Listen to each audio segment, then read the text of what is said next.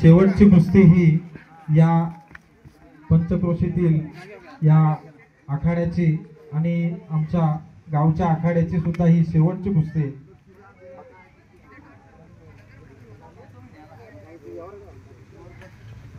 खेळाडूंनी चांगल्या पद्धतीने खेळ दाखवायचा आहे.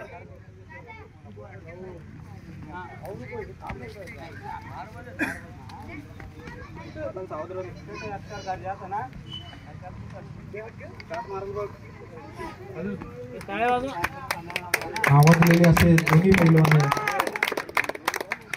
कोणीच कोणाला कमी नाही.